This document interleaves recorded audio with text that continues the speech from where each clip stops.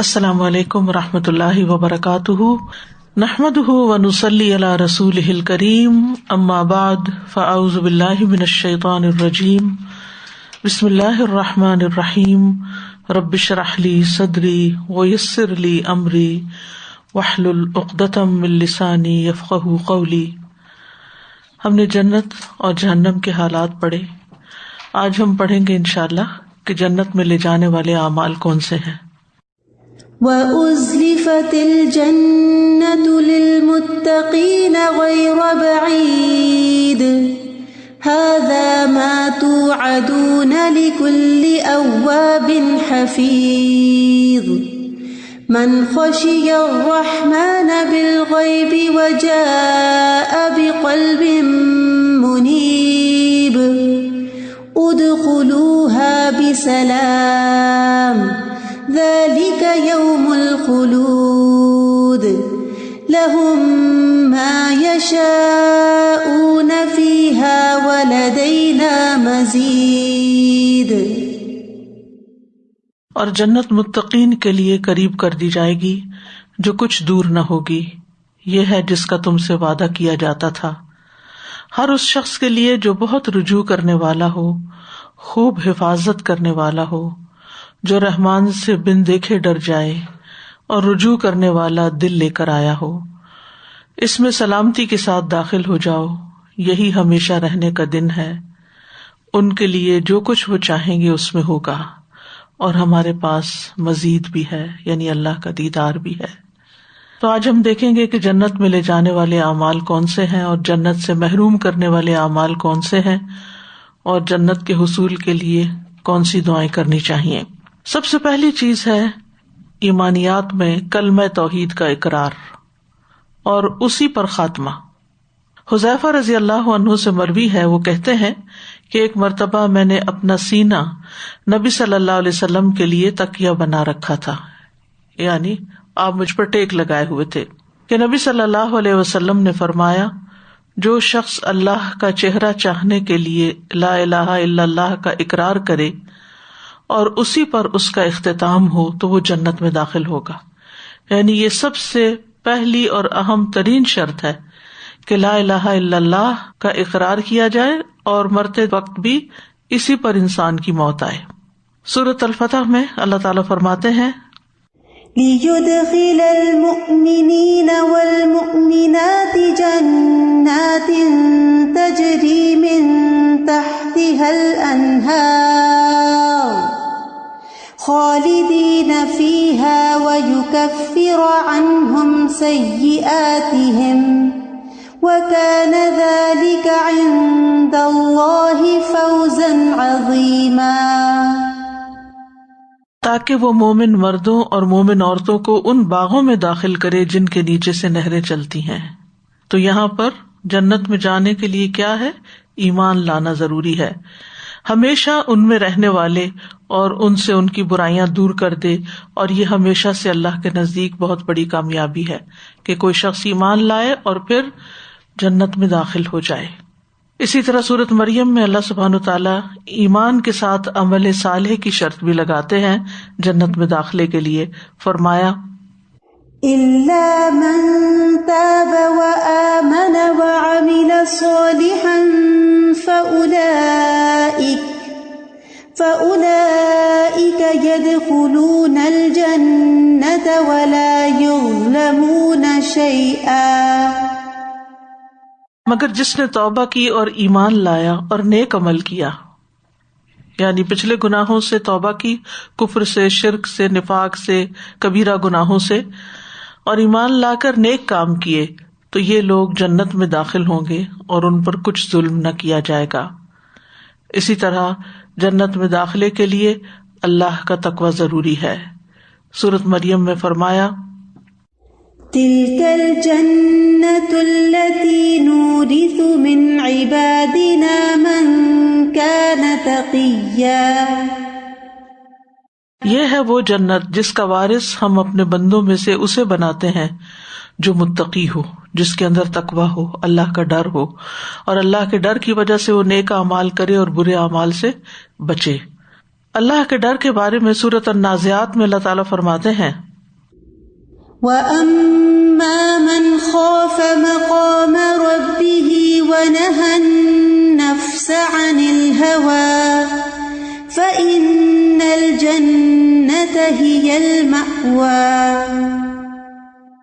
اور رہا وہ جو اپنے رب کے سامنے کھڑے ہونے سے ڈر گیا کہ ایک دن اللہ کے سامنے جا کے کھڑے ہونا ہے، مجھ سے میرے اعمال کے بارے میں پوچھا جائے گا، حساب لیا جائے گا، تو میں کیا جواب دوں گا۔ اور اس نے نفس کو خواہش سے روک لیا، یعنی دنیا میں اللہ کی مرضی کے مطابق رہا، نہ کہ اپنی ذاتی خواہش کے مطابق، تو بے شک جنت ہی اس کا ٹھکانہ ہے۔ پھر اسی طرح اللہ کے سامنے عاجزی اختیار کرنا، جھک کے رہنا۔ سورۃ ہود میں فرمایا، ان الذين آمنوا وعملوا الصالحات واخبتوا الى ربهم اولئك اصحاب الجنة هم فيها خالدون۔ بے شک جو لوگ ایمان لائے اور انہوں نے نیک اعمال کیے اور اپنے رب کی طرف عاجزی کی، یعنی ہمبل بن کے رہے، جھکے رہے، اطاعت کرتے رہے، وہی جنت والے ہیں، وہ اس میں ہمیشہ رہنے والے ہیں۔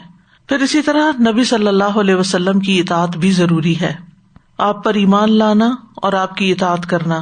صحیح بخاری میں آتا ہے، من اطاعنی دخل الجنہ، نبی صلی اللہ علیہ وسلم نے فرمایا جس نے میری اطاعت کی تو وہ جنت میں داخل ہوگا۔ اسی طرح ایمان لانے میں فرشتوں پر ایمان، کتابوں پر ایمان، سارے رسولوں پر ایمان اور آخرت پر ایمان، تقدیر پر ایمان لانا ضروری ہے۔ اس ایمان کے بغیر کوئی شخص جنت میں داخل نہیں ہو سکتا۔ ایمان کے بعد عمل صالح ضروری ہے، اور عمل صالح میں سب سے پہلے عبادات کی پابندی۔ رسول اللہ صلی اللہ علیہ وسلم نے فرمایا، جو شخص اللہ اور اس کے رسول پر ایمان لائے اور نماز قائم کرے اور رمضان کے روزے رکھے تو اللہ پر حق ہے کہ وہ اسے جنت میں داخل کرے۔ 5 نمازوں کی حفاظت۔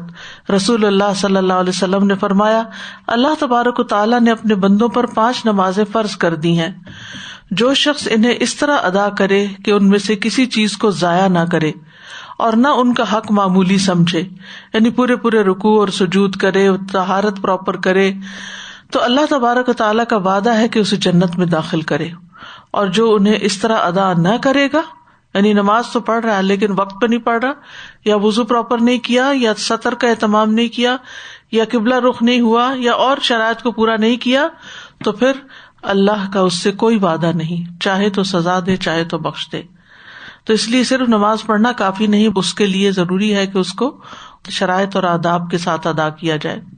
ایک دن میں 12 رکعت سنت نماز ادا کرنے والے کے لیے بھی جنت میں محل کی خوشخبری ہے۔ نبی صلی اللہ علیہ وسلم نے فرمایا، جو شخص ہمیشہ 12 رکعت پڑھے گا، من ثابر علی، یعنی یہ نہیں ایک دن پڑھ لیے، من ثابر علی 12 رکعتا، جو شخص ہمیشہ 12 رکعت سنت پڑھے تو اللہ عز و جل اس شخص کے لیے جنت میں گھر بنائے گا۔ ظہر کے فرض سے قبل 4، ظہر کے فرض کے بعد 2، مغرب کے فرض کے بعد 2، عشاء کے فرض کے بعد 2، اور فجر کے فرض سے پہلے 2 رکعت۔ اس طرح ٹوٹل 12 سنت ہو گئی۔ انہیں سنن رواتبہ بھی کہا جاتا ہے، یہ فرائض کے علاوہ ہے، فرض نماز کے علاوہ۔ پھر صبح شام مسجد میں حاضری۔ نبی صلی اللہ علیہ وسلم نے فرمایا، جو شخص صبح اور شام مسجد میں جاتا ہے اللہ تعالیٰ جنت میں اس کی مہمانی کا سامان کرے گا، وہ صبح شام جب بھی مسجد جائے گا۔ پھر روزے کی حالت میں خاتمہ ہونا۔ نبی صلی اللہ علیہ وسلم نے فرمایا، جو شخص اللہ کے چہرے کی خاطر روزہ رکھے ایک دن کا اور اسی پر اس کا اختتام ہو، یعنی روزہ پورا کرے اور پھر اس میں فوت بھی ہو جائے تو وہ جنت میں داخل ہوگا۔ پورا کرے سے مراد یہ نہیں کہ روزہ پورا کرے، ختم لہ بہا، خاتمہ بھی اس کا اسی پر ہوا تو پھر داخلہ جنت میں ہے۔ پھر حج کا اجر، صحیح بخاری میں ہے، رسول اللہ صلی اللہ علیہ وسلم نے فرمایا، ایک عمرے کے بعد دوسرا عمرہ دونوں کے درمیان کے گناہوں کا کفارہ ہے، اور حج مبرور کا بدلہ جنت کے سوا کچھ نہیں، یعنی حج اور عمرہ بھی انسان کے ان اعمال میں سے جو جنت میں لے جانے والے ہیں۔ عبادات کے بعد نفلی صدقات۔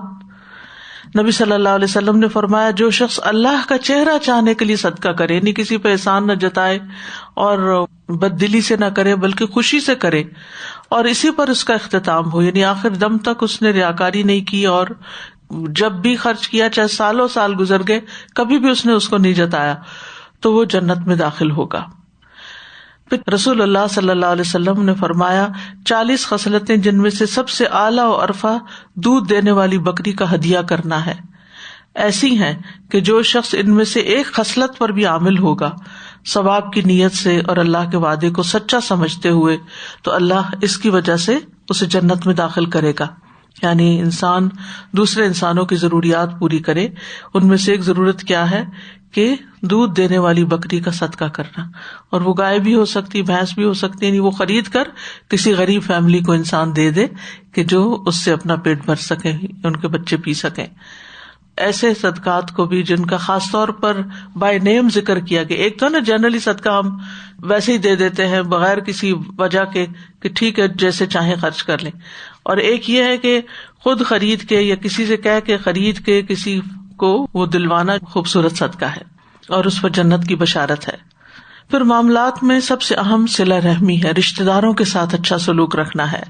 ابو ایوب کہتے ہیں ایک آدمی نے نبی صلی اللہ علیہ وسلم کی خدمت میں حاضر ہو کر عرض کیا کہ مجھے ایسا عمل بتا دیجیے جو مجھے جنت کے قریب و جہنم سے دور کر دے۔ آپ نے فرمایا اللہ کی عبادت کرو، اس کے ساتھ کسی کو شریک نہ کرو، نماز قائم کرو، زکوٰۃ ادا کرو، اور اپنے رشتہ داروں سے صلہ رحمی کرو، یعنی ان کے حقوق ادا کرتے رہو، ان سے جڑے رہو، ان سے تعلق قائم رکھو۔ اور ان میں خاص طور پر سب سے پہلا حق جس کا ہے وہ ہے والدین سے نیکی کرنا۔ حضرت عائشہ کہتی ہیں کہ رسول اللہ صلی اللہ علیہ وسلم نے فرمایا میں سویا تو میں نے خواب میں اپنے آپ کو جنت میں دیکھا، تو میں نے وہاں ایک قاری کی تلاوت کی آواز سنی، میں نے پوچھا یہ کون ہے؟ مجھے بتایا گیا یہ حارثہ بن نعمان ہے۔ رسول اللہ صلی اللہ علیہ وسلم نے ان سے کہا یہی نیکی ہے، یہی نیکی ہے۔ اور وہ کیا تھی؟ وہ لوگوں میں سے اپنی والدہ کے ساتھ بہت زیادہ حسن سلوک کرنے والے تھے، یعنی والدین اور والدین میں سے بھی والدہ، اس کے ساتھ حسن سلوک کرنا، اس کا خیال رکھنا، اس کی ضروریات پوری کرنا، اس کا دل خوش کرنا، زندہ ہو تب بھی، اور اگر کوئی فوت ہو جائے تو مرنے کے بعد بھی ان کے لیے صدقہ خیرات کرنا، یہ ایسی نیکی ہے جو انسان کو جنت میں لے جانے والی ہے۔ کیونکہ جب تک زندہ ہوتے ہیں ہم بعض اوقات ان کا خیال رکھنے کو حسن سلوک سمجھتے ہیں، جب وہ فوت ہو جاتے ہیں تو ہم ان کو بھول جاتے ہیں۔ نہیں، ان کے لیے لازم کر لینی چاہیے دعا بھی اور صدقہ بھی، جو ریگولر بیسس پر ہو۔ پھر اسی طرح عام لوگوں کے ساتھ تعلق اچھا کیسے ہو؟ ان کو وہ دینا جو خود کو پسند ہو، یعنی اپنی پسندیدہ چیزوں میں سے دوسروں کو دینا۔ رسول اللہ صلی اللہ علیہ وسلم نے فرمایا تم میں سے جو شخص یہ چاہتا ہے کہ اسے جہنم کی آگ سے بچا لیا جائے اور وہ جنت میں داخل ہو جائے، تو اسے اس حال میں موت آنی چاہیے کہ وہ اللہ اور یوم آخرت پر ایمان رکھتا ہو، اور لوگوں کو وہ دے جو خود لینا پسند کرے، یعنی اوروں کے لیے بھی وہی چیز پسند کرے جو اپنے لیے پسند کرتا ہے۔ جب کسی کے ساتھ انسان معاملہ کرنے لگے تو سوچے کہ کیا میں اپنے لیے پسند کروں گا جو میں دوسرے کے لیے کر رہا ہوں۔ پھر کھانا کھلانا اور عمدہ کلام کرنا۔ ہانی بن یزید کہتے ہیں میں نے کہا اللہ کے رسول صلی اللہ علیہ وسلم کون سی چیز جنت کو واجب کرتی ہے؟ واجب کا مطلب یہ کہ لازم ہو جاتی۔ آپ نے فرمایا تم عمدہ کلام یعنی اچھی بات کرو اور کھانا کھلانے کو لازم پکڑ لو، یعنی یہ نہیں کہ ایک آدھ دفعہ بلکہ اپنی ہیبٹ بنا لو کہ اپنے کھانے میں سے دوسرے کو کھلاؤ۔ پھر مریض کی عیادت یا اللہ کی خاطر کسی سے ملاقات کرنا۔ رسول اللہ صلی اللہ علیہ وسلم نے فرمایا جو کسی بیمار کی عیادت کرے یا اپنے دینی بھائی سے ملاقات کرنے کے لیے جائے تو آسمان سے ایک فرشتہ اعلان کرتا ہے کہ تم بھی پاک ہو، یعنی گناہ سے پاک ہو گئے ہو، اور تمہارا چلنا بھی پاک ہے، اور تم نے جنت میں گھر بنا لیا۔ اور اس میں ضروری نہیں کہ گھر سے باہر والے لوگ ہی بیمار ہوں تو انسان خاص طور پر ان کے لیے پوچھے، جو گھر میں پڑے ہوئے ہوں ان کا خیال رکھنا بھی ضروری ہے، اور اس نیت کے ساتھ کہ اس کا اتنا اجر ہے، صبح و شام ان کا خاص طور پر حال پوچھے۔ بعض اوقات ہم اور خدمت کرتے رہتے ہیں لیکن حال نہیں پوچھتے، تو حال پوچھنا بھی اسی میں آتا ہے۔ پھر اسی طرح نیکی کے کام جو مختلف طرح کے ہیں۔ ابو ذر کہتے ہیں میں نے کہا اللہ کے رسول صلی اللہ علیہ وسلم کون سی چیز بندے کو آگ سے نجات دلاتی ہے؟ آپ نے فرمایا اللہ پر ایمان لانا۔ میں نے کہا اللہ کے نبی کیا ایمان کے ساتھ عمل بھی ضروری ہے؟ آپ نے فرمایا اللہ نے جو رزق اسے عطا کیا ہے اس میں سے خرچ کرے، یعنی دینے والا بنے. میں نے کہا کہ اللہ کے رسول صلی اللہ علیہ وسلم اگر وہ فقیر ہو اور اس کے پاس کوئی ایسی چیز نہ ہو جو اللہ کے راستے میں دے سکے, آپ نے فرمایا پھر وہ نیکی کا حکم دے اور برائی سے روکے. میں نے کہا اللہ کے رسول صلی اللہ علیہ وسلم اگر وہ ایسا کرنے سے عاجز ہو اور نیکی کا حکم دینے اور برائی سے روکنے کی طاقت نہ رکھتا ہو, آپ نے فرمایا پھر وہ کسی بے ہنر جاہل کو کوئی ہنر سکھا دے. جو ہنر آپ کو آتا ہے, مثلا ہنر کیا ہوتے ہیں, جیسے کسی کو کمپیوٹر سکھا دینا, کسی کو کوئی کپڑے سینے سکھا دینا, کسی کو کھانا پکانا سکھا دینا, روٹی پکانا سکھا دینا, کپڑے دھونا سکھا دینا. یہ جو گھر کے کام ہوتے ہیں یہ بھی ایک اسکل ہوتی ہے, کیونکہ اگر وہ طریقے صحیح آتے ہوں تو انسان بہت جلد اور آسان طریقے سے کام کر سکتا ہے. میں نے دیکھا کہ بعض لوگوں کو برتن تک دھونے نہیں آتے ہوتے, بچپن سے انہیں کسی نے سکھایا نہیں, یا والدہ کو بھی نہیں آتے ہوں گے, اس نے بھی نہیں سیکھے, آگے بچیوں کے اندر بھی وہی چیز. اور بعض اوقات بچیوں کے اندر جب یہ ہنر نہیں ہوتے تو اگلے گھروں میں جا کے ان کے لیے بڑی بڑی مشکلات پیدا ہو جاتی ہیں. تو یہ ہنر سکھانا بھی دوسرے کے لیے دنیا میں بھی آسانی کا باعث اور اپنے لیے جنت کمانے والی بات. میں نے کہا اگر وہ خود بے ہنر ہو, اس کو ہی نہیں کچھ عقل اور کچھ بھی کرنے کی طاقت نہ رکھتا ہو, آپ نے فرمایا پھر کسی مغلوب اور مظلوم کی مدد کرے. میں نے کہا اگر وہ خود ضعیف ہو اور مظلوم کی مدد کرنے کی طاقت نہ رکھتا ہو, آپ نے فرمایا تو اپنے بھائی میں کوئی خیر و بھلائی چھوڑنا ہی نہیں چاہتا, یعنی اسے کچھ بھی نہیں آتا.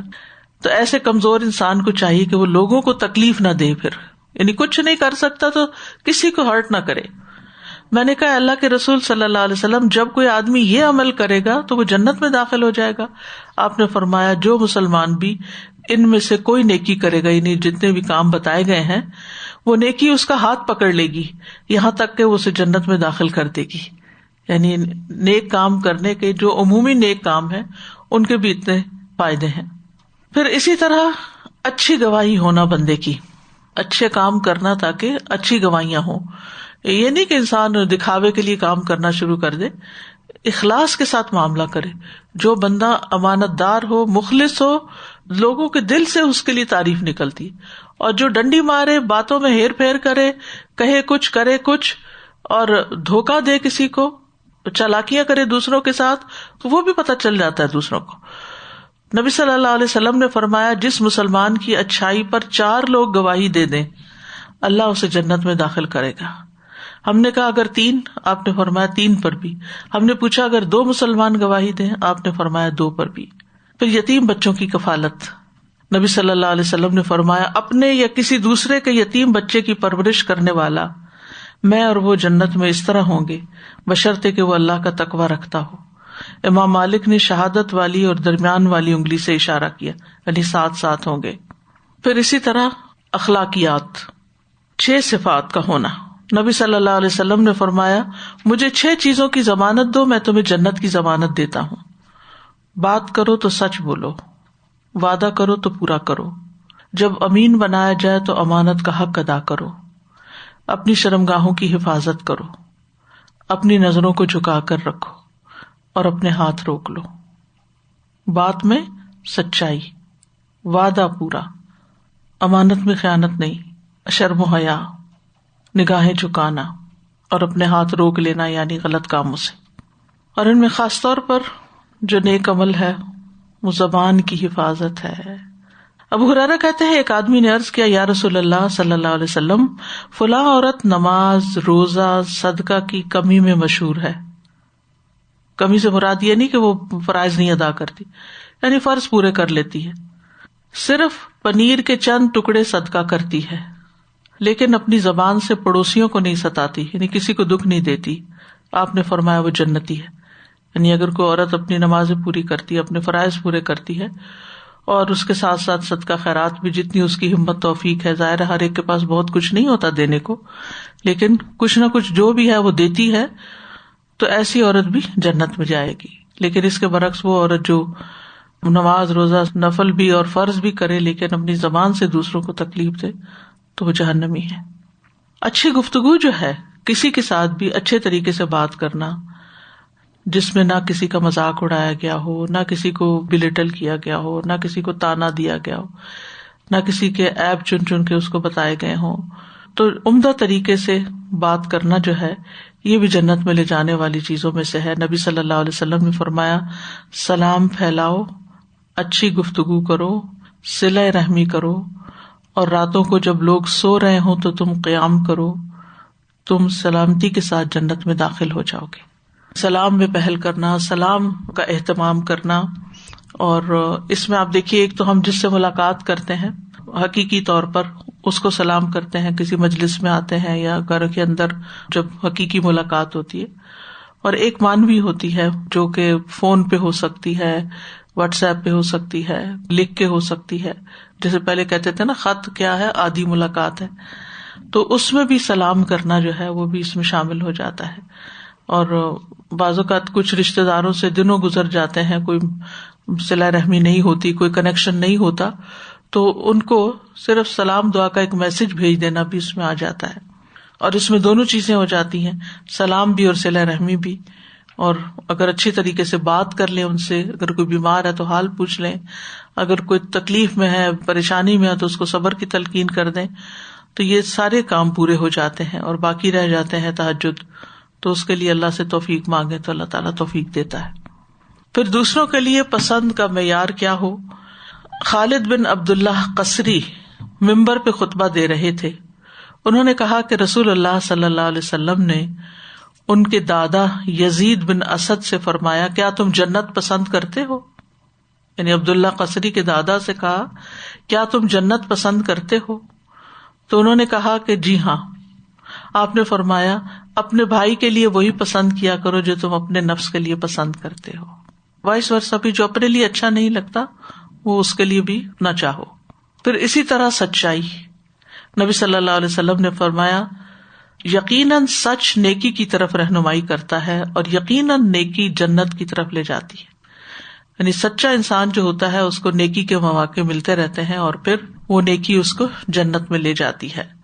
حیا، رسول اللہ صلی اللہ علیہ وسلم نے فرمایا، حیا ایمان کا حصہ ہے، اور ایمان کا تعلق جنت سے ہے، تو گویا حیا بھی انسان کو جنت میں لے جانے والا ہے۔ راستے سے تکلیف دہ چیز ہٹا دینا، نبی صلی اللہ علیہ وسلم نے فرمایا، جو شخص مسلمانوں کے راستے سے کسی تکلیف دہ چیز کو ہٹاتا ہے تو اللہ اس کے لیے ایک نیکی لکھ دیتا ہے، اور جس کے لیے اللہ کے ہاں ایک نیکی لکھی جائے اللہ اسے جنت میں داخل فرما دے گا۔ نبی صلی اللہ علیہ وسلم نے فرمایا، میں نے ایک ایسے آدمی کو جنت میں چلتے پھرتے دیکھا جس نے راستے میں ایک ایسے درخت کو کاٹ دیا تھا جس کی وجہ سے لوگوں کو تکلیف ہوتی تھی، یعنی ان کا راستہ تنگ ہو گیا تھا۔ اسی طرح نابالغ بچوں کی وفات، ابن عباس کہتے ہیں کہ میں نے رسول اللہ صلی اللہ علیہ وسلم کو کہتے ہوئے سنا، میری امت میں سے جس کے 2 بچے فوت ہو کر آگے چلے جائیں وہ جنت میں داخل ہوگا۔ عائشہ رضی اللہ عنہا نے عرض کیا، میرے والد آپ پہ قربان، اگر کسی کا ایک بچہ فوت ہو کر آگے گیا ہو؟ تب آپ نے فرمایا، یا موفقہ، موفقہ کا مطلب ہے جسے نیکی کی توفیق دی گئی، اگر کسی کا ایک بچہ ہو تو بھی۔ پھر عرض کیا، اگر آپ کی امت میں کسی کا کوئی بچہ فوت ہو کے آگے نہ گیا ہو، کیونکہ ان کے اپنے بچے نہیں تھے، تو کہنے کہ اگر کسی کا کوئی بھی نہیں گیا تو پھر آپ نے فرمایا، میں اپنی امت کا فرط ہوں، کیونکہ میری موت کی جدائی جیسی مصیبت انہیں نہیں پہنچے گی، یعنی فارطا، یعنی میں سب سے پہلے جانے والا ہوں امت کے آگے آگے، اور جنت میں شفاعت کے ذریعے امت کو لے جاؤں گا۔ اور اس وجہ سے کہ میری امت کو میری وفات سے جو تکلیف پہنچی ہے وہ سب مصیبتوں سے زیادہ بڑی مصیبت ہے، تو اس وجہ سے میں اپنی امت کو سب سے آگے لے جاؤں گا۔ یعنی باقی انبیاء کی قوموں نے تو اپنے نبیوں کو ستایا، حضرت عیسیٰ علیہ السلام کو تو آسمان پہ اٹھا لیا گیا، اور اکثر انبیاء کی جو امتیں تھیں ان میں سے چند ایک لوگ ان کے ساتھ ایمان لائے اور وہ نکلے، اور باقی تو امتیں تباہ ہو گئیں۔ لیکن نبی صلی اللہ علیہ وسلم کی امت پر وہ دن سب سے زیادہ تکلیف دہ تھا جب نبی صلی اللہ علیہ وسلم کی وفات ہوئی تھی۔ اور ہم بھی جب واقعہ پڑھتے ہیں آپ کی بیماری سے لے کر آپ کی تدفین تک کا، تو سوال ہی پیدا نہیں ہوتا کہ انسان کے آنسو نہ بہیں۔ اور ام ایمن کا وہ واقعہ یاد ہوگا کہ جو اس بات پر رنجیدہ تھی کہ آپ کی وفات کی وجہ سے وحی کا سلسلہ ختم ہو گیا، یہ حضرت عائشہ کے سوال اور نبی صلی اللہ علیہ وسلم کے جواب سے مجھے یاد آیا استاد جی کہ وہ جو کسی کے نابالغ بچے کی وفات کی جو دعا ہے نا، اللہم اجعلہ لنا سلفا وفرطا، تو نبی صلی اللہ علیہ وسلم نے وہی لفظ کہا ہے کہ میں اس کا فرط ہوں گا، یعنی جس کی اگر کوئی اولاد نہیں بھی ہے تو میں اس کے لیے ہوں. بالکل، یعنی اگر کسی کو اپنی اولاد کی وفات کی تکلیف نہیں بھی پہنچی تو میری وفات کی جو تکلیف پہنچی ہے اس وجہ سے میں اس کے لیے آگے شفاعت کرنے والا ہوں گا.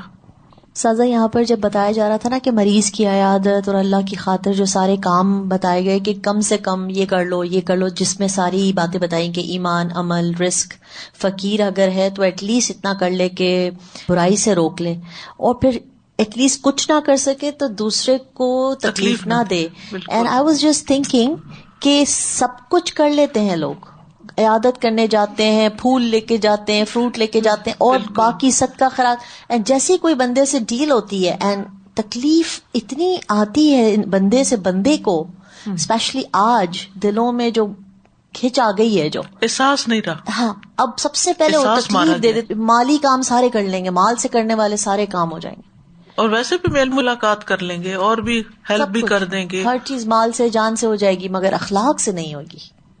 میزان میں سب سے بھاری نیکی اچھا اخلاق ہے، سب سے بھاری نیکی، کیونکہ سب سے مشکل نیکی ہے یہ. دوسروں کے پسند کا معیار وہی رکھنا کہ جو آپ کو پسند ہے وہ دینا. لیکن کئی مرتبہ ایسا بھی ہوتا ہے کہ جیسے والدین کو کوئی چیز پسند ہوتی ہے اور آپ کو نہیں ہوتی وہ چیز، اور بچوں کو ان کا خیال کرنا ہوتا ہے کہ وہ دینا ہوتا ہے ان کو، تو اس بات کا بھی بہت خیال، کیونکہ والدین کو ہم ناراض نہیں کر سکتے، اور کئی مرتبہ ہم ان سے ایسی بات کر جاتے ہیں کہ جو ان کو بہت اس سے چڑ ہوتی ہے اور ان کو اچھا نہیں لگتا، لیکن ہم کئی دفعہ کئی والدین کو بہت زیادہ حال پوچھنے سے بھی چڑ ہوتی، تو ہمیں زیادہ پتا ہوتا ہے کہ اب ہمارے جو رشتے دار ہیں یا کس کو کیا چیز ضرورت ہے. انداز پہ ڈپینڈ کرتا ہے نا، اور جب پتہ چل جائے کہ کسی کو حال پوچھنا اچھا نہیں لگتا تو پھر انسان کوئی اور طریقہ اختیار کرے.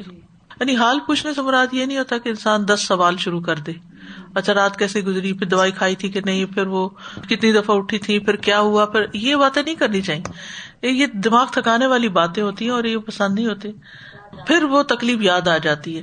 تو حال پوچھنے سے مراد یہ ہے کہ کانٹیکٹ رکھنا اور اس طرح معاملہ کرنا کہ دوسرا فیل کرے کہ کوئی میری کیئر کرنے والا ہے، نہ کہ میرے پہ بوجھ ہے. خلاصہ یہ نکلا کہ تقویٰ، بیسک چیز تو تقویٰ، اور پھر دوسرا جس بات کو بہت زیادہ ابھی جیسے ہم لوگوں نے بھی الیبوریٹ کیا ڈسکشن میں بھی، عمدہ کلام. سب سے مشکل چیز عمدہ کلام. تو ایک تو یہ 2 چیزیں تھیں، اور دوسرے میں سوچ رہی تھی کہ یہ جو ہے نا ایک کسی کو ہنر سکھانا، تو اب آج کل کے زمانے میں تو ہنر کے بھی وہ معیار بدل گیا نا، جیسے کسی کو کوئی آپ ایپ ڈاؤن لوڈ کر کے دے دیں کہ اچھا یہ آپ سن لیں، کسی کو ریکارڈنگز آپ تلاوت وغیرہ کی ڈاؤن لوڈ کر کے دے دیں کہ وہ سنتے رہیں بیچارے بزرگ. پھر مائکرو ویو کا اتنا زیادہ استعمال ہے کہ دفعہ بزرگ بیچارے گھر میں اکیلے ہوتے ہیں تو کوئی ایک بس بٹن ان کو فکس کر کے دے گا، بس آپ یہ دبائیں گی تو وہ گرم ہو جائے گا. تو اتنی ڈفرنٹ چیزیں ہیں جو آج کے زمانے میں ہم تھوڑا ڈفرنٹ ہو گیا. جتنی نئی ٹیکنالوجی ہے، جتنی نئی مشینری ہے، ان سب کا سیکھنا ایک کام ہے جی، اور دوسرے کو سکھانا.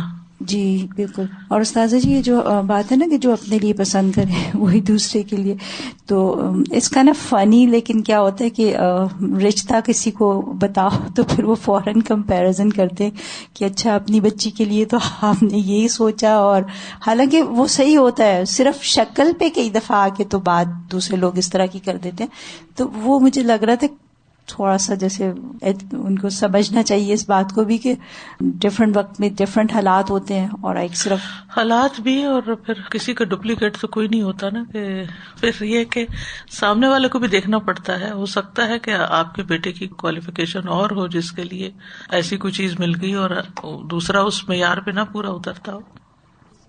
پھر ہے ذکر اذکار. اذان، رسول اللہ صلی اللہ علیہ وسلم نے فرمایا جس نے 12 سال اذان دی اس کے لیے جنت واجب ہو جاتی ہے، اور روز اس کے لیے اذان کہنے کے باعث 60 نیکیاں اور تکبیر کے سبب 30 نیکیاں لکھی جاتی ہیں. پھر دل کے یقین سے اذان کا جواب دینا. اب خواتین اذان تو نہیں دے سکتی لیکن جواب تو دے سکتی ہیں نا. ابو ہریرہ کہتے ہیں کہ ایک مرتبہ رسول اللہ صلی اللہ علیہ وسلم کے ساتھ ہم یمن کے کسی بالائی حصے میں تھے کہ بلال رضی اللہ عنہ اذان دینے کے لیے کھڑے ہوئے. جب وہ اذان دے کر خاموش ہوئے تو رسول اللہ صلی اللہ علیہ وسلم نے فرمایا، جو شخص بلال کے کہے ہوئے کلمات کی طرح دل کے یقین کے ساتھ یہ کلمات کہے، یعنی اذان کا جواب دے، تو وہ جنت میں داخل ہوگا. یعنی توجہ سے اذان سننی چاہیے اور جواب دینا چاہیے. پھر نماز کے بعد اور سونے سے پہلے کی تسبیحات، تسبیح پڑھنا جو تسبیحات فاطمہ ہے. نبی صلی اللہ علیہ وسلم نے فرمایا، 2 عمل ایسے ہیں اگر کوئی مسلمان بندہ ان کی پابندی کر لے تو جنت میں داخل ہوگا، اور وہ بہت آسان ہے مگر ان پہ عمل کرنے والے بہت کم ہیں. ایک یہ ہے کہ ہر نماز کے بعد 10 بار سبحان اللہ، 10 بار الحمدللہ، 10 بار اللہ اکبر کہے، تو زبان کی ادائیگی کے اعتبار سے 150 بار، یعنی 5 نمازوں کا، اور ترازو میں 1500 ہوں گے، ہر نیکی کا 10 گنا نا. اور دوسرا یہ کہ سوتے وقت 34 بار اللہ اکبر، 33 بار الحمدللہ، 33 بار سبحان اللہ کہے، یعنی بیڈ پہ جا کے. یہ زبان سے تو 100 ہوئے اور میزان میں 1000 ہوں گے، یعنی 10 گنا ہر ایک. اور اسی طرح نماز کے بعد 33 بار کی بھی بات آتی ہے. اگر 33 بار کا ٹائم نہیں تو 10 بار کا تو ٹائم نکالنا ہی چاہیے. کتنے منٹ لگیں گے اس میں؟ اور اگر اس کے بدلے جنت ملتی ہو تو اور کیا چاہیے؟ صرف عادت بنانے کی دیر ہے. پھر قرآن مجید کی سورتوں سے محبت. انس بن مالک رضی اللہ عنہ روایت کرتے ہیں کہ ایک شخص نے کہا، اے اللہ کے رسول، میں قل هو اللہ احد سے محبت رکھتا ہوں. تو نبی صلی اللہ علیہ وسلم نے فرمایا، تمہاری اس سے محبت تمہیں جنت میں داخل کرے گی. یعنی قل هو اللہ احد میں اللہ تعالیٰ کی توحید ہے، تو اس سورت سے محبت تمہیں جنت میں داخل کرے گی. پھر اللہ تعالیٰ کے 99 نام یاد رکھنا. ان للہ 99 اسما 100 الا واحدا من احصاها دخل الجنہ. نبی صلی اللہ علیہ وسلم نے فرمایا، اللہ تعالیٰ کے 99 نام ہیں، یعنی 1 کم 100. جو شخص ان سب کو محفوظ رکھے گا، یعنی ان کو یاد رکھے گا، وہ جنت میں داخل ہوگا. اور خاص طور پر آپ دیکھیے کہ ان کا معنی جاننا، اور جب کوئی وقت آئے مشکل تو اس وقت اللہ کا کوئی ایسا نام یاد کر لینا کہ جس سے اس کی تکلیف دور ہو جائے. کیونکہ انسان کی یہ نیچر ہے کہ تکلیف میں اسے کوئی چاہیے ہوتا ہے، کوئی مددگار چاہیے ہوتا ہے، کوئی کنسول کرنے والا چاہیے ہوتا ہے، کوئی اس کی سننے والا چاہیے ہوتا ہے، کوئی آسرا چاہیے ہوتا ہے، جسے ہم کہتے ہیں نا آسرا، وہ آسرا چاہیے ہوتا ہے. تو جو اللہ سبحانہ تعالیٰ کو اپنا آسرا بنا لے اور اللہ سبحانہ تعالیٰ سے مدد مانگے اور اس کی طرف رجوع کرے اور اس سے دعائیں کرنا شروع کر دے، تو آپ سوچئے کہ پھر اس کی مصیبت کتنی ہلکی ہو جائے گی اور حل بھی ہو جائے گی. ایسے موقع پر اس موقع کی مناسبت سے اللہ تعالیٰ کا کوئی نام یاد کر کے اس کو اس کے ساتھ پکار کے یا اس کی اس خوبی کے ساتھ یاد کر کے تسلی رکھنا، یہ بھی بڑا ضروری ہے. پھر وضو کے بعد کے نفل پڑھنے سے جنت واجب ہوتی ہے. عقبہ بن عامر جوہنی سے روایت ہے کہ رسول اللہ صلی اللہ علیہ وسلم نے فرمایا، جو کوئی وضو کرے اور اچھا وضو کرے، پھر 2 رکعتیں پڑھے اور وہ اپنے دل اور چہرے سے ہی ان پر متوجہ رہے، تو اس کے لیے جنت واجب ہوگی. تو آپ دیکھیے کہ جیسے چاشت کی نماز ہے یا ضحیٰ کی نماز ہے، تو اس وقت آپ وضو کے بعد نفل ہی پڑھتے ہیں نا. تو اگر وہ نفل پوری توجہ کے ساتھ پڑھے جائیں کہ ادھر ادھر دھیان نہ کریں، تو جنت واجب کرنے والے ہیں. پھر اسی طرح اذکار میں سے جنت کے حصول کے لیے نہایت آسان کلمات ہیں. آپ نے فرمایا، جو یہ کلمات کہے، رضیت باللہ ربا وبالاسلام دینا وبمحمد رسولا، اس کے لیے جنت واجب ہو جاتی ہے. پھر سید الاستغفار پڑھنا. سید الاستغفار، نبی صلی اللہ علیہ وسلم نے فرمایا کہ سید الاستغفار یہ ہے کہ تم کہو، اللہم انت ربی لا الہ الا انت خلقتنی وانا عبدک وانا علی عہدک ووعدک ما استطعت اعوذ بک من شر ما صنعت ابوء لک بنعمتک علی وابوء بذنبی فاغفر لی فانہ لا یغفر الذنوب الا انت. اے اللہ، تو میرا رب ہے، تیرے سوا کوئی معبود نہیں، یعنی معبود برحق نہیں. تو نے مجھے پیدا کیا ہے اور میں تیرا ہی بندہ ہوں. میں اپنی طاقت کے مطابق تیرے عہد و پیمان پر کاربند ہوں.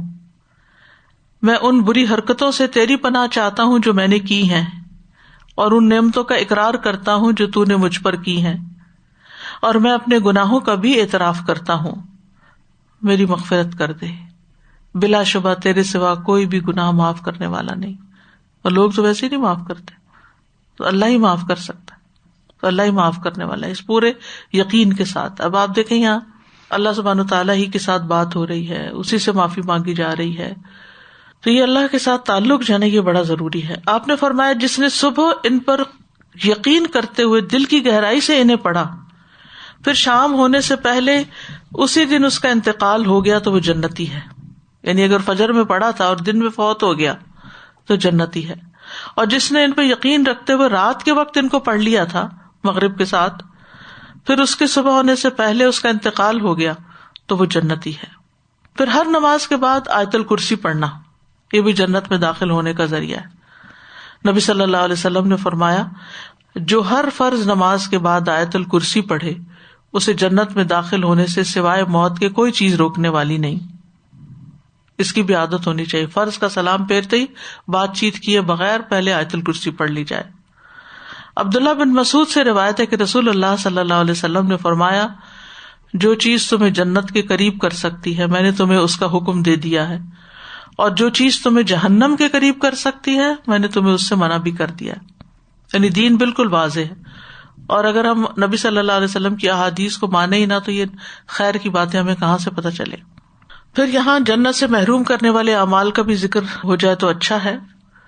سب سے پہلی چیز ہے کفر, اللہ تعالیٰ کا انکار, اللہ کے نبیوں کا انکار, یعنی کفر کی جو بھی اقسام. سورۃ الاعراف میں اللہ تعالیٰ فرماتے ہیں وَنَادَى أَصْحَابُ النَّارِ أَصْحَابَ الْجَنَّةِ أَنْ أَفِيضُوا عَلَيْنَا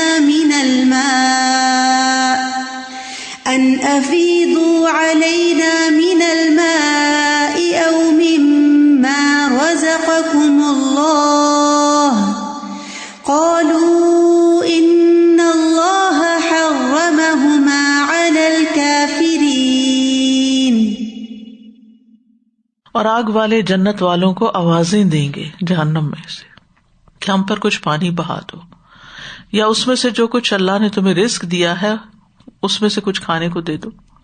وہ کہیں گے بے شک اللہ نے یہ دونوں چیزیں کافروں پہ حرام کر دی ہیں, نہ پانی نہ کھانا, جنت کا کھانا تمہارے لیے نہیں, حالانکہ ان کے پاس وافر ہوگا. ابو ہریرہ رضی اللہ عنہ کہتے ہیں کہ نبی صلی اللہ علیہ وسلم نے فرمایا کہ اللہ تعالیٰ فرماتے ہیں میں نے کافروں پہ جنت حرام کر دی ہے. جنت کیا, جنت کا کھانا اور پانی بھی حرام ہے. دوسری چیز ہے شرک.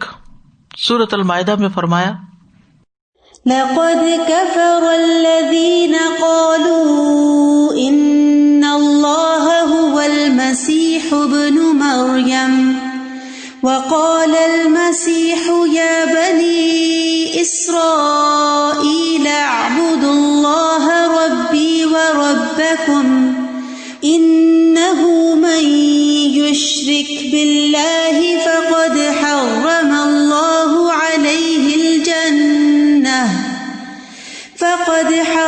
الله عليه الجنة ومأواه النار وما للظالمين من أنصار.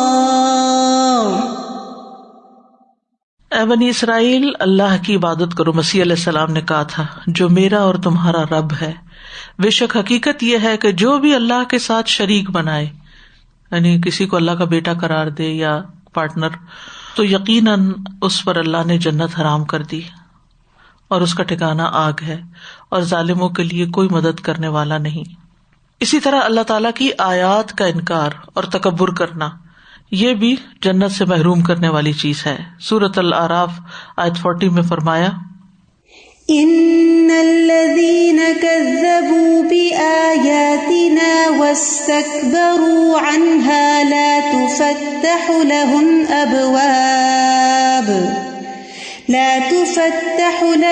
أبواب السماء ولا يدخلون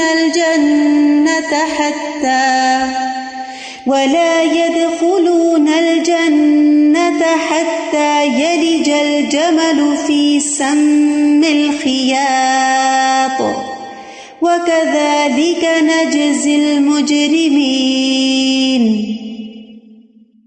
بے شک جن لوگوں نے ہماری آیات کو جھٹلایا اور انہیں قبول کرنے سے تکبر کیا، ان کے لیے نہ آسمان کے دروازے کھولے جائیں گے اور نہ وہ جنت میں داخل ہوں گے یہاں تک کہ اونٹ سوئی کے ناکے میں داخل ہو جائے، یہاں تک کہ اونٹ سوئی کے ناکے میں داخل ہو جائے. اور اونٹ بھلا کیسے داخل ہو سکتا اس میں؟ امپاسبل.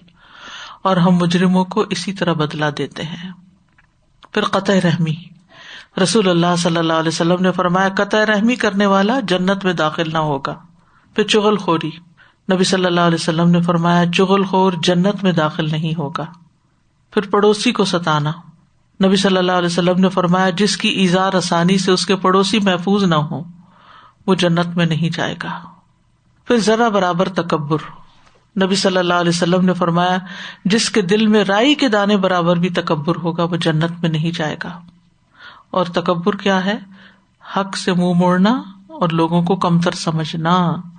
لوگوں کو کمتر سمجھنا، حق سے منہ موڑنا.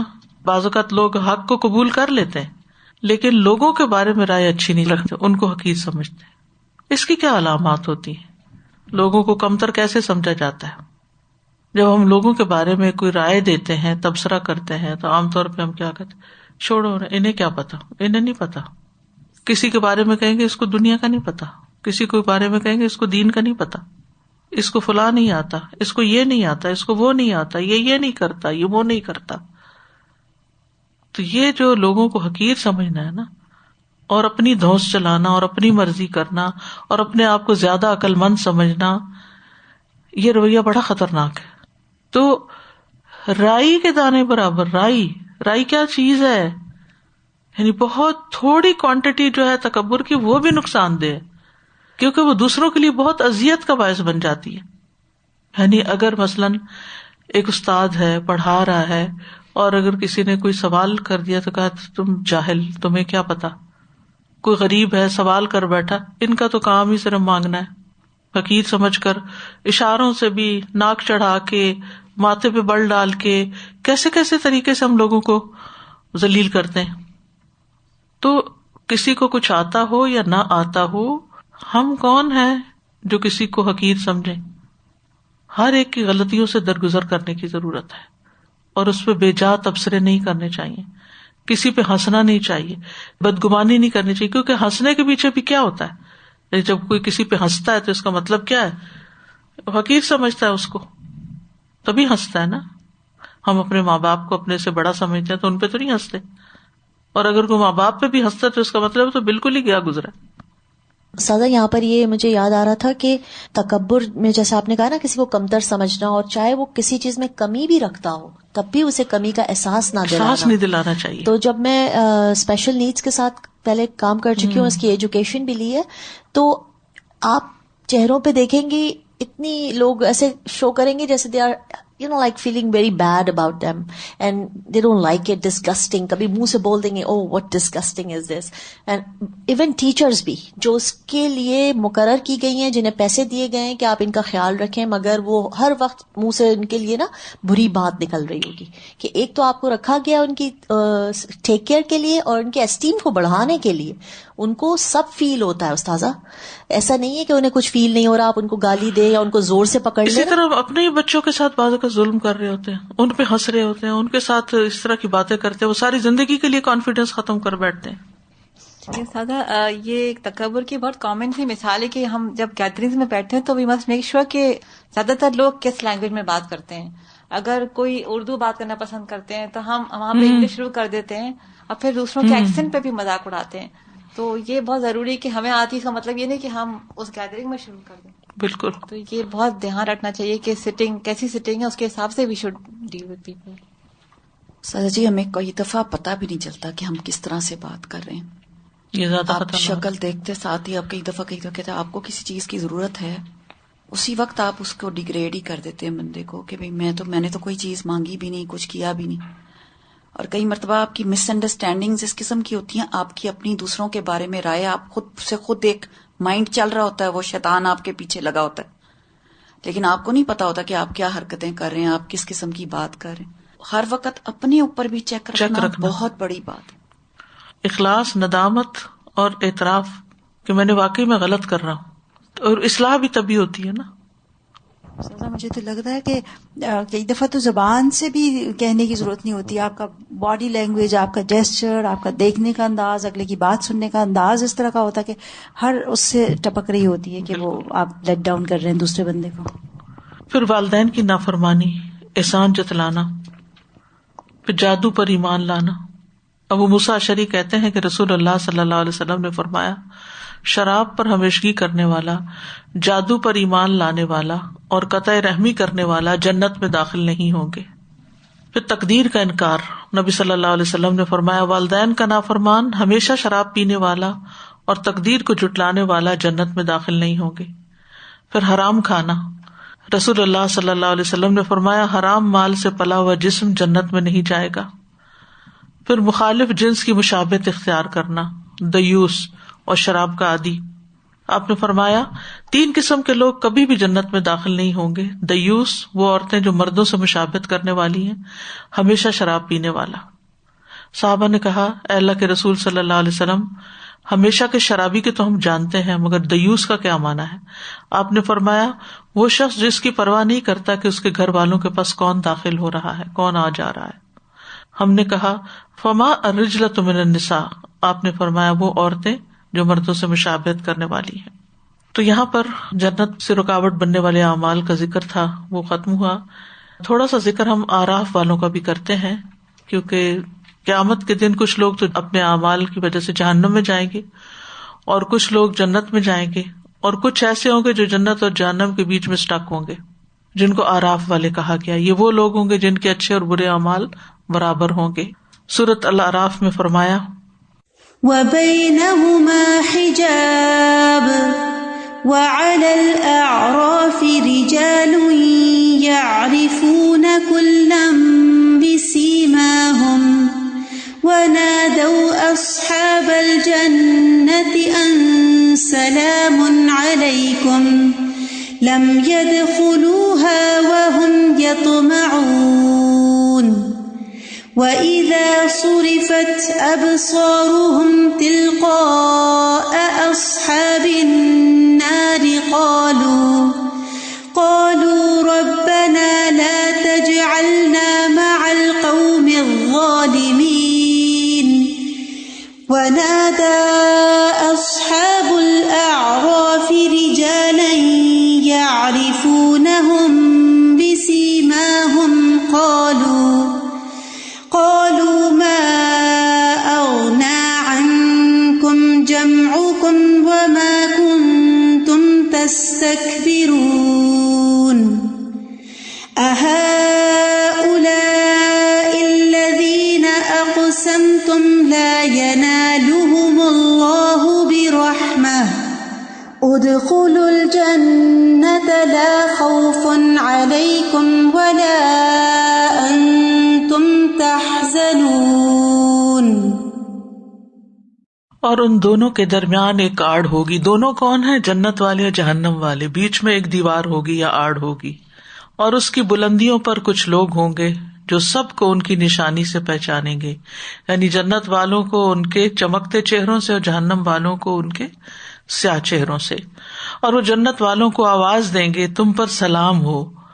وہ اس میں داخل نہ ہوئے ہوں گے اور وہ طمع رکھتے ہوں گے، یعنی یہ اعراف والے.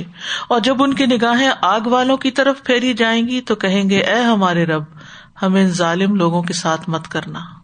بلندیوں والے کچھ لوگوں کو آواز دیں گے جنہیں وہ ان کی نشانی سے پہچانتے ہوں گے، یعنی جہنم والوں میں سے. کہیں گے، تمہارے کام نہ تمہاری جماعت آئی اور نہ جو تم بڑے بنتے تھے. کیا یہی وہ لوگ ہیں، یعنی جنت والے، جن کے متعلق تم نے قسمیں کھائی تھی کہ اللہ انہیں کوئی رحمت نہیں پہنچائے گا؟ جنت میں داخل ہو جاؤ، نہ تم پر کوئی خوف ہے اور نہ تم غمگین ہو گئے. یعنی آج ان کو جنت میں بھیج دیا گیا ہے. تو یہ اعراف والے کون ہیں؟ اعراف کا لفظ جو ہے یہ عرف کی جمع ہے. عرف کہتے ہیں عام زمین سے اونچی جگہ کو، جیسے دیوار ہو، ٹیلا ہو کچھ. طبری اس کی تعریف یہ کرتے ہیں کہ عربوں کے نزدیک ہر وہ جگہ جو اونچی ہوتی ہے اس کو عرف کہتے ہیں، ہر وہ جگہ جو بلندی پر ہوتی ہے. مرغ کی کلغی کو عرف کہا جاتا ہے کیونکہ وہ اس کے باقی سارے جسم کی نسبت اوپر ہوتی ہے. اسی طرح عرف الفرس، گھوڑے کی گردن کے بال، وہ بھی اونچے اٹھے ہوئے ہوتے ہیں. اور اونچی جگہ کا نام عرف بھی اسی کی طرف لوٹتا ہے، کیونکہ اونچی جگہ، بلند جگہ نشیبی اور نیچی جگہ کی نسبت زیادہ پہچانی جاتی، عرف عرف پہچاننے کو کہتے ہیں، وہ تو پہچانی جاتی ہے. اور اصطلاح میں اعراف سے مراد وہ پردہ، دیوار یا اونچا ٹیلا جنت اور جہنم کے درمیان ایک رکاوٹ ہے جس کو اللہ تعالیٰ قیامت کے دن بنا دے گا. اور اعراف والے لوگ جنت والے اور جہنم والے دونوں گروہوں کو دیکھیں گے اور ان کو ان کی علامات سے پہچانیں گے. یہ جس آیت میں آتا ہے وَبَيْنَهُمَا حجاب، یہی اعراف ہے. ابن قیم کہتے ہیں کہ بینہما حجاب کا مطلب ہے کہ جنتیوں اور جہنمیوں کے درمیان پردہ ہوگا، حجاب ہوگا. ایک قول یہ ہے کہ یہ ایک دیوار ہوگی جو ان کے درمیان بنائی جائے گی، اور اس کا ایک دروازہ ہوگا جس کے اندرونی حصے میں اللہ کی رحمت ہوگی اور اس کے بالمقابل دوسری طرف عذاب ہوگا. اس کا وہ باطنی حصہ جو کہ مومن کے قریب ہوگا بس اس میں رحمت ہوگی، اور اس کا بیرونی حصہ جو کافروں کی طرف ہوگا ان کی طرف عذاب ہوگا. ایک آیت میں اعراف کو سور کا نام بھی دیا گیا ہے.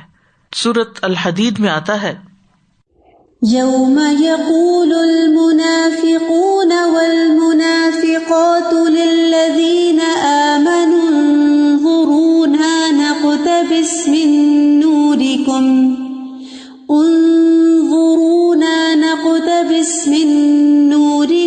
قیل ارجعوا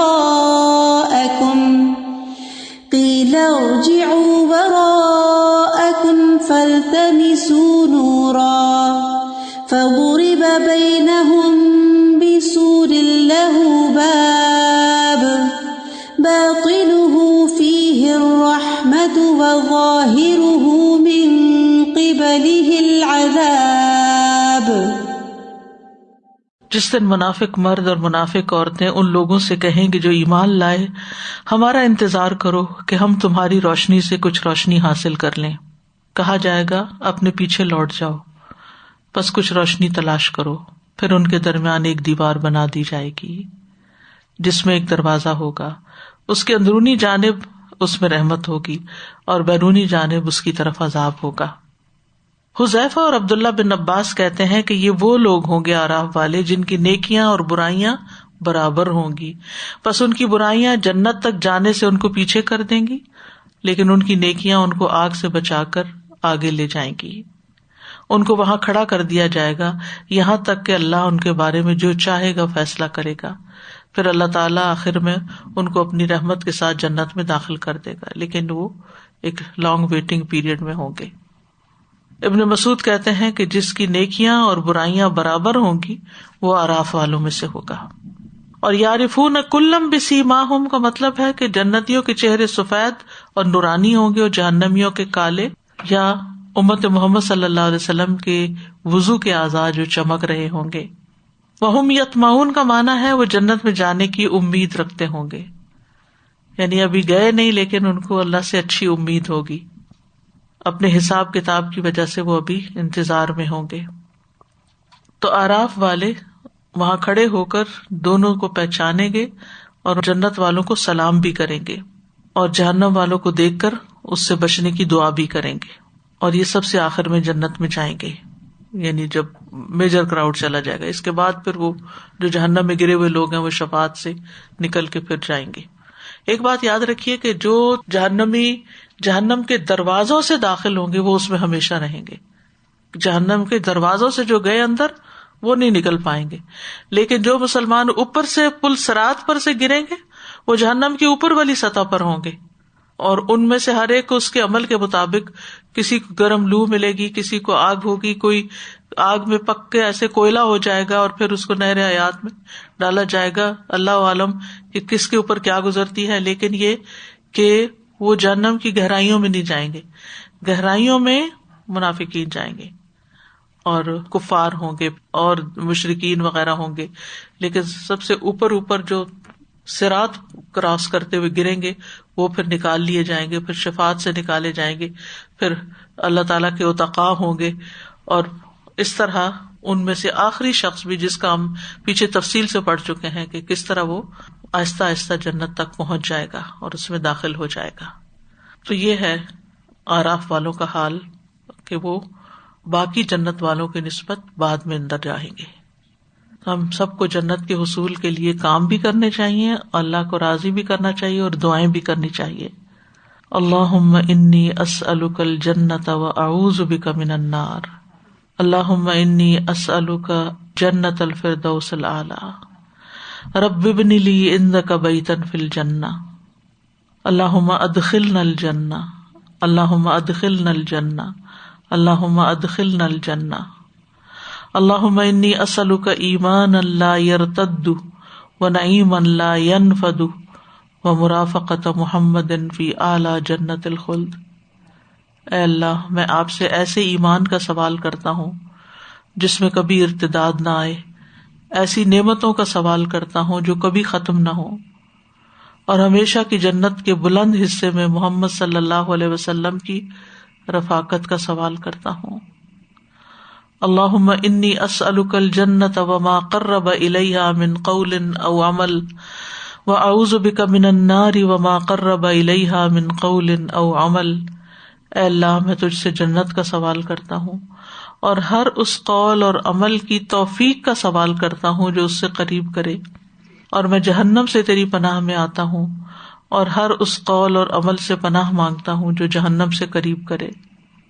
اللہم اقسم لنا من خشیتک ما یحول بیننا وبین معاصیک ومن طاعتک ما تبلغنا به جنتک ومن طاعتک ما تبلغنا به جنتک ومن الیقین ما تهون به علینا مصیبات الدنیا ومتعنا باسماعنا وابصارنا وقوتنا ما احییتنا واجعله الوارث منا واجعل ثأرنا على من ظلمنا وانصرنا على من عادانا ولا تجعل مصیبتنا فی دیننا ولا تجعل الدنیا اکبر ہمنا ولا مبلغ علمنا ولا تسلط علینا من لا یرحمنا ولا تسلط علینا من لا یرحمنا. ابو ہریرہ رضی اللہ عنہ کہتے ہیں کہ نبی صلی اللہ علیہ وسلم نے فرمایا، بے شک اللہ تبارک و تعالیٰ کے کچھ زائد فرشتے ایسے بھی ہیں جو گھومتے پھرتے رہتے ہیں، یعنی ایکسٹرا فرشتے ہیں وہ، جن کی کوئی اسپیسیفک ڈیوٹی نہیں. وہ ذکر کی مجالس کو تلاش کرتے ہیں. جب وہ ایسی مجلس کو پا لیتے ہیں جس میں ذکر ہو تو ان کے ساتھ بیٹھ جاتے ہیں. پس جب وہ جدا ہوتے ہیں وہ اٹھ جاتے ہیں، یعنی جب لوگ ڈسپرس ہوتے ہیں تو فرشتے بھی اٹھ جاتے ہیں اور آسمان کی طرف چڑھتے ہیں. تو اللہ عز و جل ان سے پوچھتا ہے، حالانکہ وہ بخوبی جانتا ہے کہ تم کہاں سے آئے ہو. وہ عرض کرتے ہیں، ہم زمین میں تیرے بندوں کے پاس سے آئے ہیں جو تیری تسبیح، تکبیر، تحلیل اور تعریف اور تجھ سے سوال کرنے میں مشغول تھے. اللہ فرماتا ہے، وہ مجھ سے کیا سوال کر رہے تھے؟ وہ عرض کرتے ہیں، وہ تجھ سے تیری جنت کا سوال کر رہے تھے. اللہ تعالیٰ فرماتا ہے، کیا انہوں نے میری جنت کو دیکھا ہے؟ وہ عرض کرتے ہیں، نہیں ہے رب. اللہ تعالیٰ فرماتا ہے، اگر وہ میری جنت کو دیکھ لیتے تو ان کی کیا کیفیت ہوتی؟ وہ عرض کرتے ہیں، اور وہ تجھ سے پناہ بھی مانگ رہے تھے. اللہ تعالیٰ فرماتا ہے، وہ مجھ سے کس چیز کی پناہ مانگ رہے تھے؟ فرشتے عرض کرتے ہیں، اے رب تیری جہنم سے. اللہ تعالیٰ فرماتا ہے، کیا انہوں نے میری جہنم کو دیکھا ہے؟ وہ عرض کرتے ہیں، نہیں. اللہ تعالیٰ فرماتا ہے، اگر وہ میری جہنم کو دیکھ لیتے تو ان کی کیا کیفیت ہوتی؟ فرشتے عرض کرتے ہیں کہ وہ تجھ سے مغفرت بھی مانگ رہے تھے. تو اللہ تعالیٰ فرماتے ہیں کہ تحقیق میں نے معاف کر دیا، اور انہوں نے جو مانگا میں نے انہیں عطا کر دیا، اور جس سے انہوں نے پناہ مانگی میں نے انہیں پناہ دے دی. تو اللہ تعالیٰ ہمیں جنت الفردوس عطا کرے اور جہنم سے بچا لے اور ہمیں معاف کر دے. الحمدللہ یہ سیریز یہاں پر اب مکمل ہو گئی. اللہ سبحانہ وتعالیٰ ہمیں عمل کی توفیق دے اور اس سے بہتر کام کرنے کی توفیق عطا فرمائے، ہماری کوتاہیوں سے درگزر فرمائے. اور اس حدیث کے حوالے سے یہ کہوں گی کہ ہم اس وقت گھروں میں بھی بیٹھ سکتے تھے، مجلس کے بغیر بھی پڑھ سکتے تھے، لیکن اپنا وقت نکال کے آنا، مجلس میں بیٹھنا اور پھر فرشتوں کی ہمسائیگی میں بیٹھنا، یہ بہت بڑے اعزاز کی بات ہے. اس پر استقامت مانگنی چاہیے، یہ اللہ کی توفیق کے بغیر ممکن نہیں. اللہ سبحانہ وتعالی ہمیں آئندہ بھی سیکھتے رہنے کی توفیق عطا فرمائے. وآخر دعوانا ان الحمد للہ رب العالمین. سبحانک اللہم وبحمدک، اشہد ان لا الہ الا انت، استغفرک واتوب الیک. السلام علیکم ورحمۃ اللہ وبرکاتہ.